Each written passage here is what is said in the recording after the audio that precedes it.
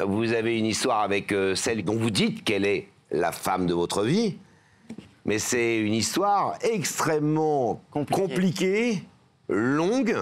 J'allais presque rajouter, pardon, c'est pas un jugement, mais violente. Alors pas violente au sens des coups, etc., mais non. Violente dans l'ascenseur émotionnel et, j'allais dire, tous les sales coups que vous vous êtes faits l'un l'autre. Et pourtant, vous venez quand même déclarer ce soir, essayer de reconquérir cet amour perdu pour l'instant. Et vous pensez que vous pouvez le faire ici sur ce plateau, c'est ça? C'est ça. J'ai bien résumé? Vous avez bien résumé. Alors, Lola, elle n'a que 23 ans. C'est ça. Et pourtant, ça fait 7 ans que vous vivez ces chassés-croisés. C'est ça.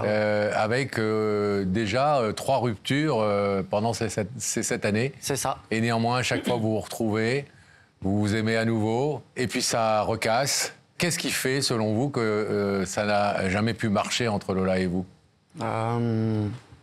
J'ai eu une relation auparavant, avant que je connaisse Lola, de 1 an et demi, qui m'a fait beaucoup de mal.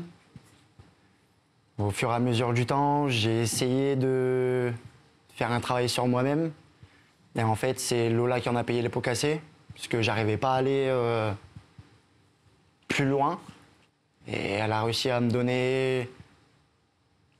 redonner le sourire, de rapprendre à vivre, parce que c'était très compliqué. Ma famille en a subi les conséquences, moi aussi.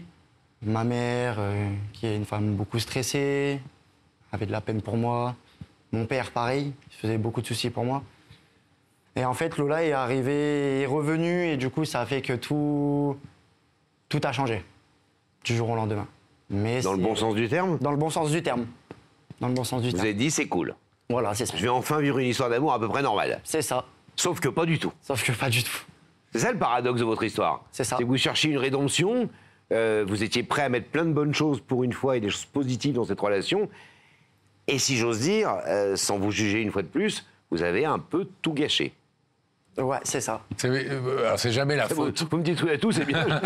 Je ne chargerai pas plus. Mais bon, il faut dire les choses, sinon. C'est jamais la faute que de l'un quand ça ne marche pas. Mais on peut avoir plus de responsabilités que de l'autre. Est-ce que vous... Ah non, là, c'est entièrement de ma faute. Ah, vous pensez que vous avez tous les torts? C'est entièrement de ma faute de A à Z. Pourquoi?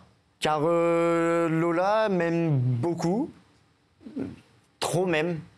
On se l'est déjà dit en face, je suis l'amour de sa vie. Peut-être les paroles vont être peut-être crues, mais je lui ai dit qu'elle ne pourrait jamais dépasser l'amour que j'avais avant par rapport à mon ancienne relation. Mais ce n'est pas des phrases que je pensais, c'était juste pour me sortir d'un bourbier. Parce que je ne savais pas comment lui dire. C'est quoi le bourbier? De ne pas lui donner l'amour qu'elle attendait, en fait. C'est un paradoxe, c'est une jeune femme qui vous dit je t'aime, je t'aime, je t'aime. C'est ça. Aime-moi, aime-moi. Et vous, ce que vous trouvez à lui dire, c'est je t'aime, je suis bien avec toi, mais je t'aimerai jamais autant que la précédente qui m'a fait souffrir. C'est tout à fait ça. J'ai fait un travail sur moi-même. Je me suis dit dans ma tête, il faut que tu lui laisses une chance. Et au moment où j'ai essayé de lui laisser cette chance, elle m'a regardé dans le blanc des yeux, elle m'a dit ça sera pas possible. Bye bye. C'est combien de temps ça? C'était l'année dernière. Et depuis ce temps-là, j'essaye. Donc ça a été bloqué des réseaux sociaux. J'ai envoyé des messages sur son numéro de téléphone, jamais de réponse. Elle a perdu sa maman entre-temps? C'est ça. Elle a perdu sa maman. Moi, 2 jours après, j'ai perdu l'oncle de mon grand-père. Donc il y a toujours un truc qui me relie à elle, en fait. Il y a toujours le fait de Lola dans ma vie. Malgré que ça soit une mauvaise circonstance, il n'y a pas un moment où je pense pas à elle, il n'y a pas un jour où je pense pas à elle, il n'y a pas un jour dans ma tête où je me dis pas que je l'aime. Je l'aime, c'est plus fort que moi à l'heure actuelle, je peux pas le décrire, je pourrais pas expliquer. C'est mon âme sœur, on s'entend super bien, on a vécu de belles choses. C'est vrai qu'elle a perdu sa maman. Je lui ai envoyé un message de condoléances. Elle vous a pas répondu? Elle m'a jamais répondu. Ah oui, c'est chaud quand même. J'ai eu une réponse, pas de Lola, j'ai eu une réponse de sa sœur. Sa sœur qui peut plus me voir à l'heure actuelle par rapport au... Qui veut plus vous voir ou qui peut plus vous voir? Qui peut plus me voir en peinture. Elle peut plus vous voir en peinture. À cause du mal que vous avez fait à sa sœur? À cause du mal que j'ai fait à sa sœur. Bon, il n'y a pas que elle, il y a ses copines. Tout le monde vous en veut. Tout le monde m'en veut, ouais. Eh bien, alors, non seulement, excusez-moi, je ne veux pas charger la barque, mais quand même pour qu'on comprenne l'enjeu ce soir, hein, pour préparer cette émission, vous avez avoué notre équipe, et vous l'avez dit de manière très cash, que vous l'aviez trompé. C'est ça. Et vous l'avez trompé avec qui? Je vais vous expliquer l'histoire, ça ira plus vite. En fait, moi et Lola, on se parlait, mais on n'a jamais été officiellement ensemble. Ah. On s'est jamais déclaré en couple. Voilà. Et en fin de compte, je me suis retrouvé dans une soirée, un anniversaire. Et moi et Lola, on parlait déjà, on s'était déjà vus, plus et affinité. Et en fin de compte, je me suis retrouvé dans cette soirée, donc vous avez été jeune, mais vous êtes encore jeune. Ah, merci. Elle a eu peur. Vous avez fait apéro. Flatteur. Vous avez fait l'apéro comme tout le monde. Oui. Donc j'ai fait une soirée un peu arrosée. Je me suis retrouvé à coucher avec une fille. Sauf que cette fille. C'est l'amie de Lola? Pas du tout. Pas la première. Pas la première. Ah. Pas la première. Et du coup, cette fille a vu Lola en boîte de nuit. Et elle lui a dit, voilà, j'ai couché avec Mathieu. Mais en fait, elle a tout déformé. Elle a dit que j'avais couché 6 fois avec elle, alors que je l'ai vu qu'une seule fois.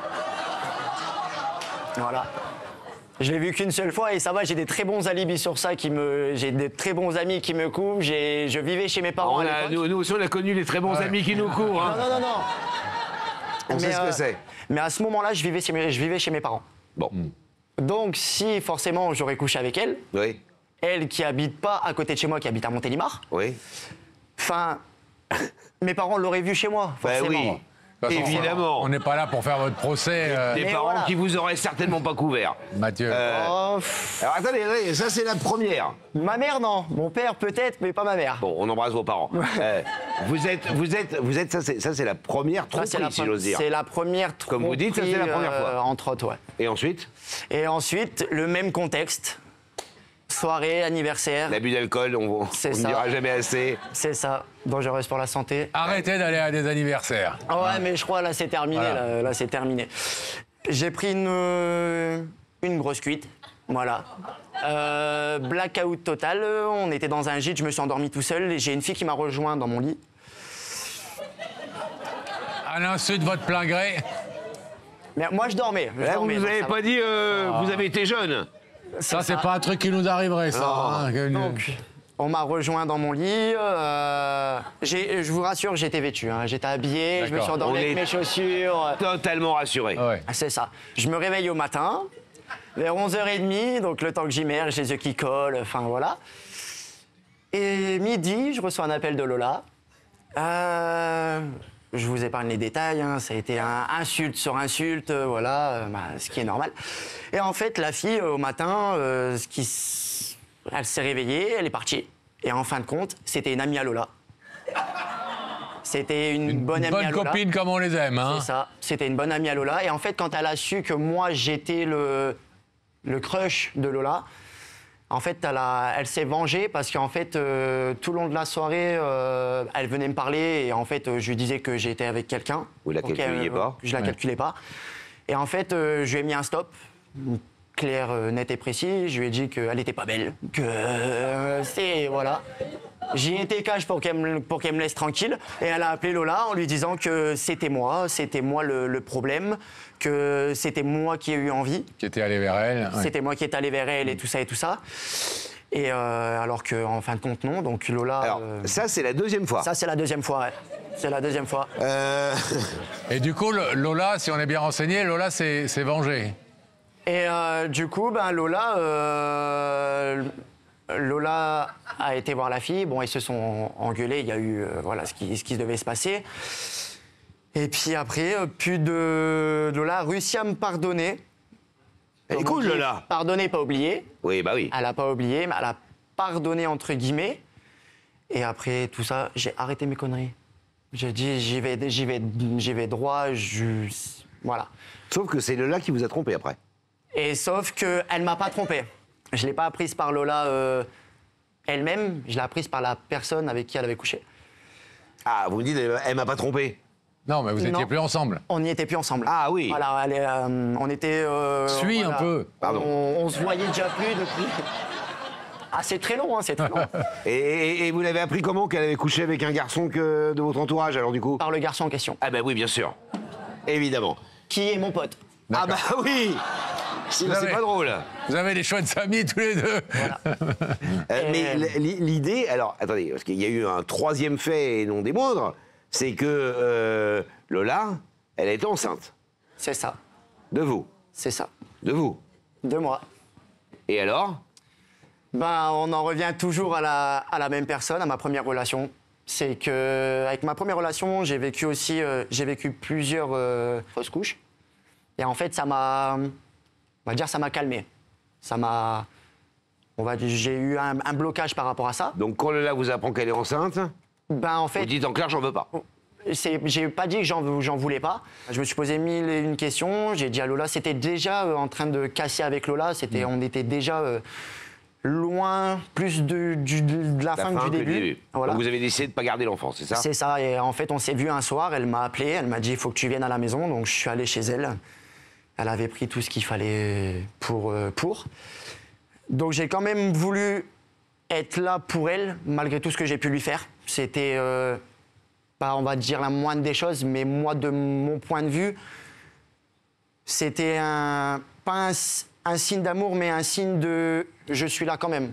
Et après, on s'est quitté comme ça, on s'est plus jamais revus. Bon. Mathieu, vous nous avez appelé il y a quelques semaines pour nous dire je voudrais que vous invitiez mon ex-compagne, Lola. Vous avez été très cash dès le départ, vous avez tout raconté à notre équipe. C'est la preuve, c'est qu'on vient de tout vous ressortir. On vous a fait le papier, l'article complet. Vous avez quand même conscience que, je vais être un peu cash, mais vous passez aux yeux de tout le monde pour le sinistre petit con. C'est ça.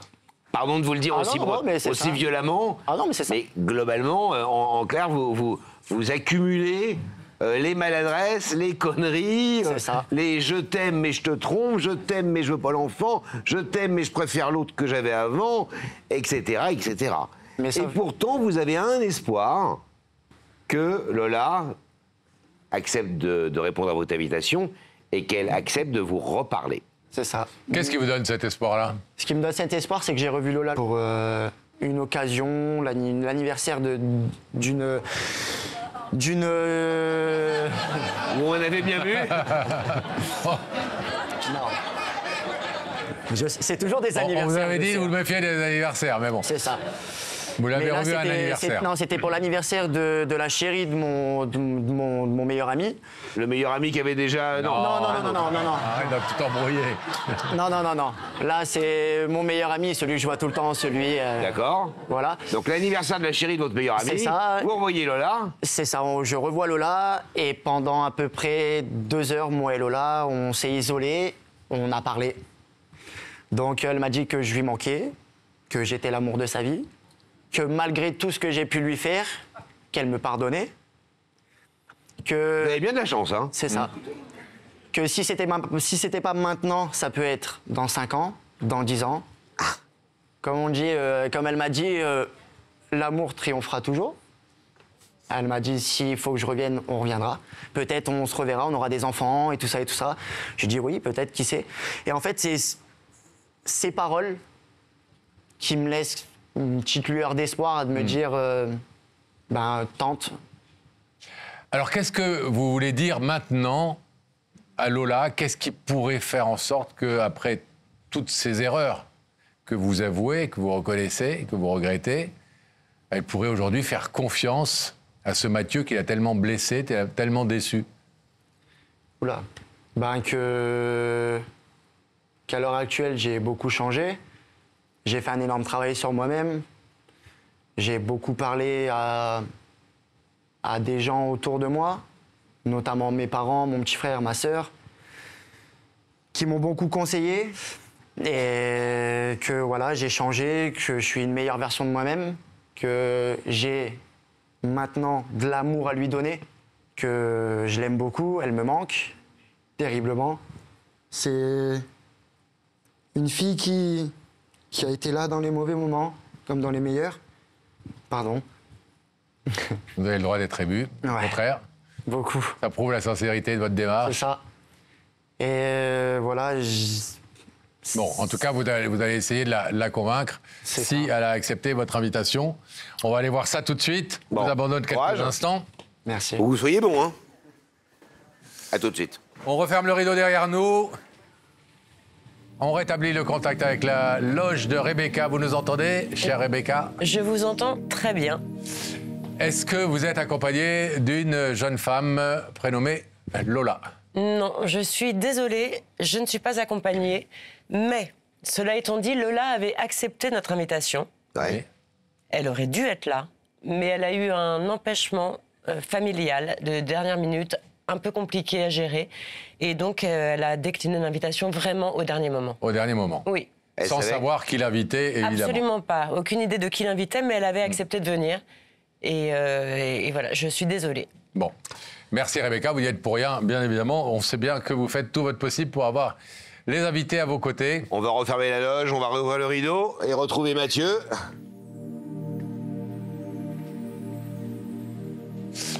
Bon, Mathieu, est-ce que vous pensez déjà, elle n'a pas pu venir apparemment, est-ce que vous pensez qu'elle se doutait que c'était vous? Non, je pense pas. Moi, j'ai une question à vous poser. Est-ce que vous dites pas que par rapport à ce chant de ruines que nous, pardon, je mets les mots forts, mais pour qu'on aille plus vite, y a pas de souci. que vous nous racontez là, vous êtes jeune, elle est jeune.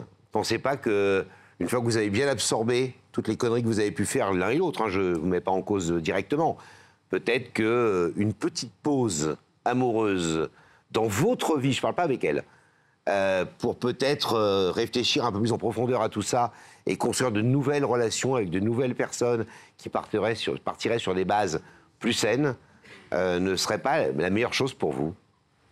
Est-ce que vous posez la question aussi dans ce sens-là? Je me pose pas la question parce que j'ai pas envie. C'est elle. J'ai pas envie de passer à quelque chose d'autre. J'ai pas envie de donner mon temps à une fille que j'aimerais pas. Je sais que j'en serais pas capable. Et C'est un peu, excusez-moi, hein, mais c'est un peu ce que vous vous êtes dit sur la première déjà. Hein. C'est-à-dire que ce que vous nous avez raconté, c'est que quand vous avez rencontré Lola, vous aviez encore l'autre en tête. C'est ça. C'est-à-dire que là, vous vous dites déjà, je vais peut-être rencontrer quelqu'un demain, après-demain, dans un mois, dans 6 mois, mais j'aurai encore Lola en tête. Donc vous allez passer votre vie à avoir toujours votre ex en tête. Et à vous empêcher d'avoir une nouvelle relation. Non, c'est juste que j'ai jamais rencontré une fille comme Lola. Lola, je la connais depuis 2015. Je suis amoureux de Lola depuis 2015. Je lui ai jamais dit. Elle a jamais été au courant. Lola, je lui disais pas je t'aime, je lui disais je te love. Enfin, c'est un peu la même chose, mais pas formulé comme un je t'aime. Ça a moins C'était d'impact. une façon de ne pas le dire. Voilà, ça a moins d'impact qu'un je t'aime. Mais Lola, je suis amoureux d'elle depuis 2015. J'ai jamais eu l'opportunité de lui dire. J'ai eu l'opportunité de lui dire, mais j'ai jamais eu le cran. Le courage de lui le dire. courage de le faire. De vous engager. C'est ça. Alors c'est le moment ou jamais, hein, puisqu'elle n'est pas là, mais elle peut regarder l'émission, sachant qu'elle y était invitée ce soir, même si elle n'a pas pu ou pas voulu venir au dernier moment.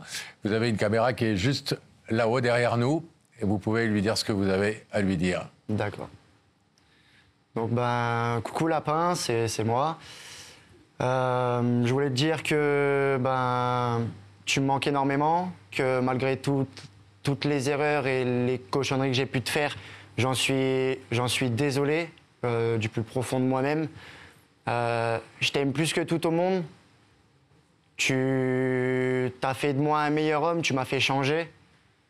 Et je voudrais juste que tu reviennes. Tu as fait énormément de sacrifices pour moi concernant ton restaurant. Tu as abandonné tes projets pour rester avec moi sur Valence et tout ça. Je serais capable à l'heure actuelle de faire pareil. Tu sais que j'ai un lien très très fort avec ma mère. Tu sais qu'avant, quitter ma mère, ça n'aurait pas été possible. Pour toi, à l'heure actuelle, je serais capable de le faire.